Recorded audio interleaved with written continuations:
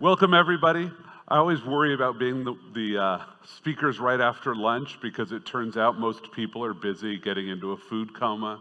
That's a risk that you present, which is very high probability that you will get low value out of any talk. Doesn't matter how good it is. That's me. So let's talk a little bit about risk measurement.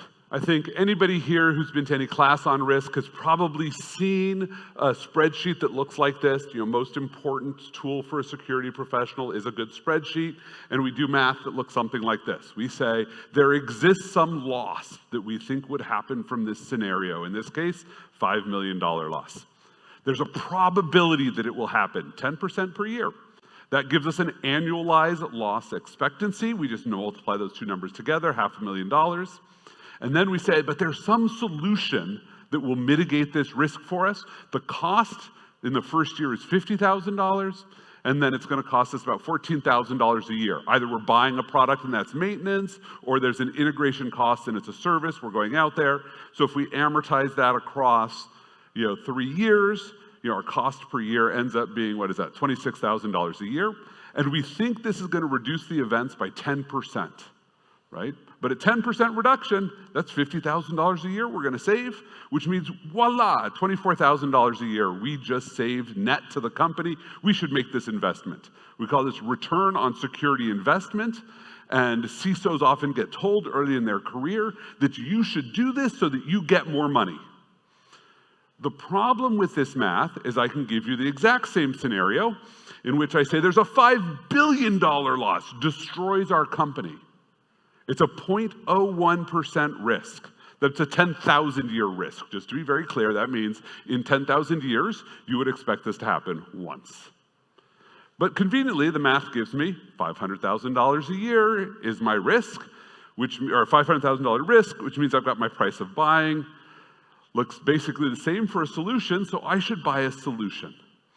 You can't do this. This doesn't work. First of all, both of those risk numbers are completely and utterly made up. They're unsupportable and indefensible.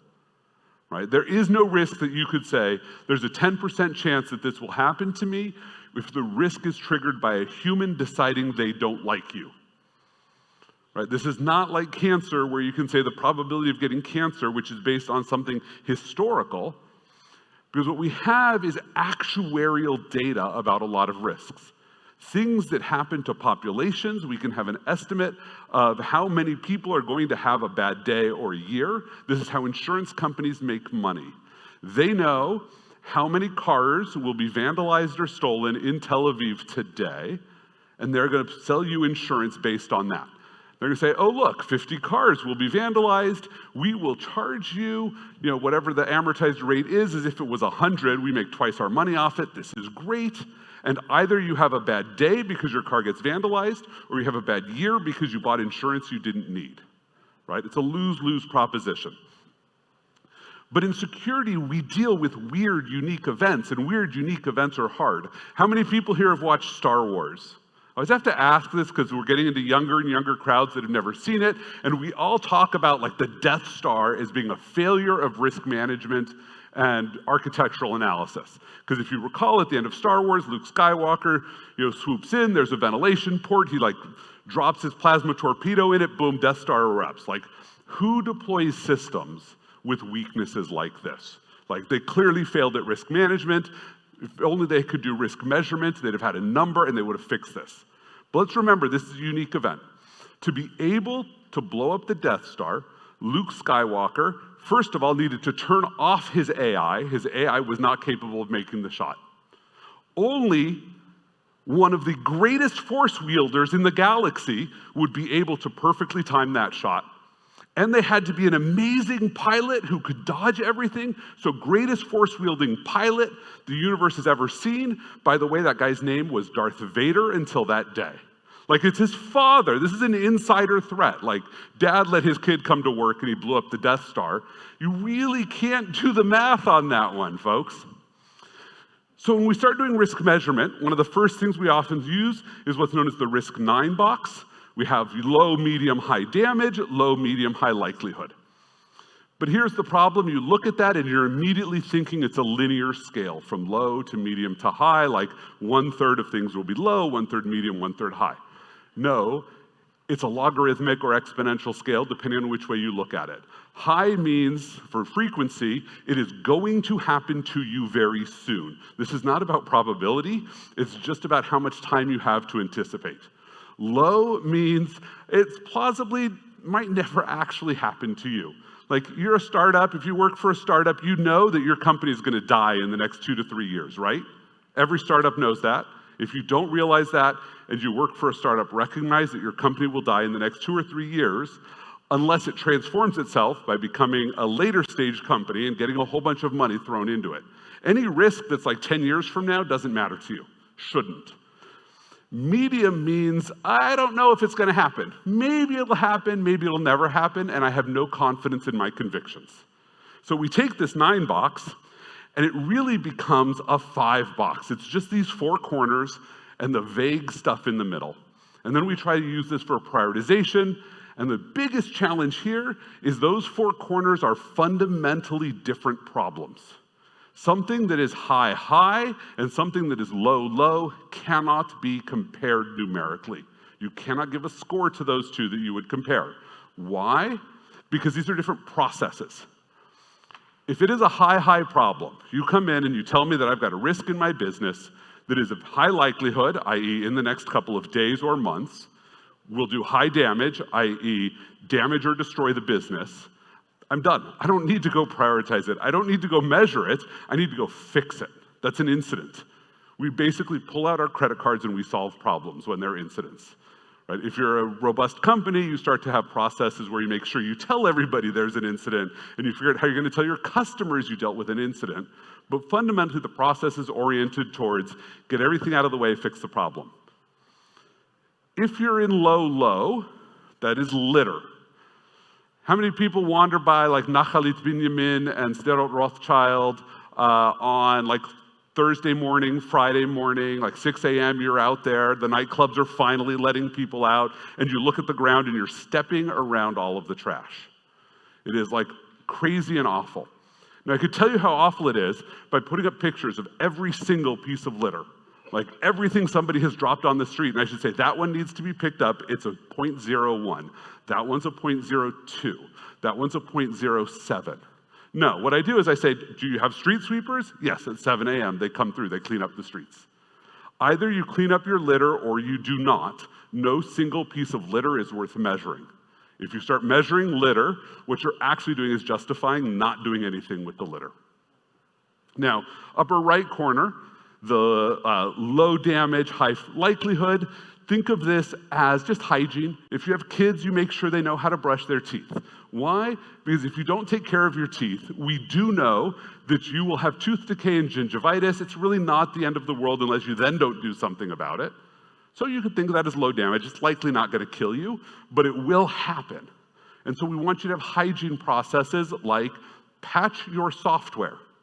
Like either you patch your software or you do not. Measuring vulnerabilities is mostly pointless. You will spend more time measuring vulnerabilities than you will fixing the software, but the security team measures vulnerabilities, the engineers don't patch software, and they're very happy with a world in which security teams spend all their time measuring vulnerabilities. You have been nerd sniped when you're doing this. And then this bottom left corner is the interesting one. This is programs and projects. Things that are not necessarily likely, but are business altering. You built your company with an architectural defect at its core. All of your technology has one core problem. You're going to have to rewrite a lot of stuff to fix this problem. It's worth deferring because it's going to take you 2 years to fix it anyway.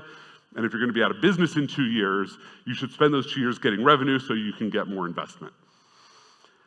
And programs is where you should spend time thinking about the problems, but we spend all of our time using that thinking to justify hygiene work and litter work, so we're spending our time in the wrong places.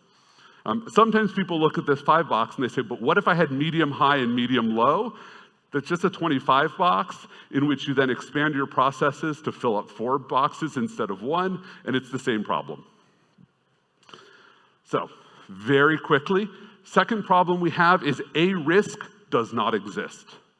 Risk is an aggregate collection of the likelihood that you will have bad days in the future.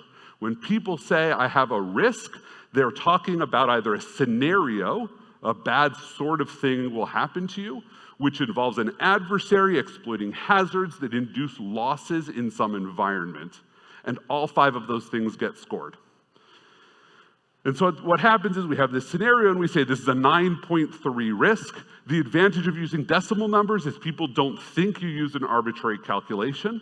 So like, oh, 9.3, I can't argue with that. Whereas if you told me this was a risk 9, I want to know why it's not a risk 8. Best thing CVSS ever did for us was gave us 2 decimal points to stop people bickering about risk scores. But then you might have this same loss could be induced by an adversary coming in another way, and this one's at 8.7. But now what is my aggregate risk? Am I still a 9.3? Am I a 9.4? Am I an 8.8? Am I in between? The biggest challenge is most people, when they start scoring scenarios, don't think about how those aggregate, because we hire an architect and they come up with more scenarios. This one, same adversary, different risks, it's got another score. At some point, I keep aggregating scenarios and I say, oh, my risk is infinite. And if you have a person whose whole job ends up being make your company look riskier, what do you think is going to happen to the budget behind that person? It's going to go away.